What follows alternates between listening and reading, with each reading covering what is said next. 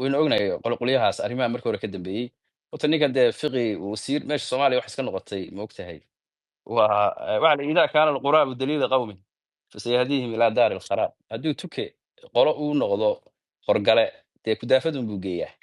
Marka horta fiqi waxa weye waa nin ciil qaba.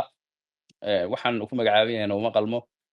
Waa nin ma garanaysaa aynu ognahay Puntland uu maanta shaydaamaynayo maruu galmudug wasiirka amniga maqan wuxuu ka ahaa waa kii weydiisanaya taakulada iyo hubka iyo wax walba lagu wareejinayay maray wax la dagaalamayeen meelaha shabaab iyo wax la dagaalamayeen uu ammaanayay. Marka horta qof oo ethics iyo moral leh maaha.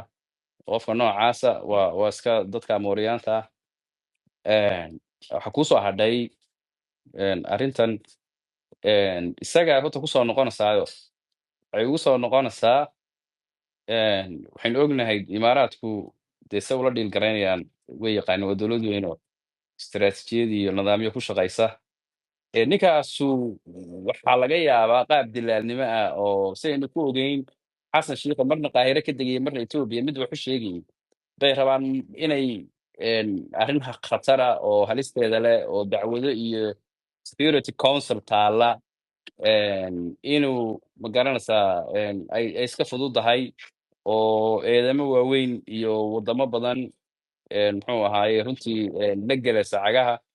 Marka taas horta waxaan maqlayay xasan shiikh in lacag badan la siinayo oo arrimaha la xidhiidha golaha ammaanka markay noqoto codeyntiisa oo lacag badan loo ballan qaaday. Dhinaca Suudaan oo dee civil war baaba ka socdaan.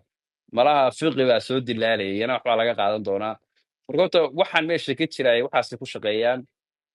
Midda kale waxa weeye maxaa Puntland iyo horta fiqi mar walba wuxuu shaydaamayaa Somaliland. Ma aqaan personal grievances iyo wixii Soomaali soo dhex maray iyo family grievances iyo ma aqaan waxna waa jiraan baan u malaynaya laakiin dee Soomaalidu waxa waa ka soo gudbeen. Laakiin labada bigger picture-ka markaa eegtid Puntland waxa loo haysto iyo Somaliland waa Soomaalida inta yar ee ay ka horumarsan yihiin stable-ka ka yihiin nidaam ka jiro. Dadkan waxay wada rabaan meel walba in foodo la noqdo.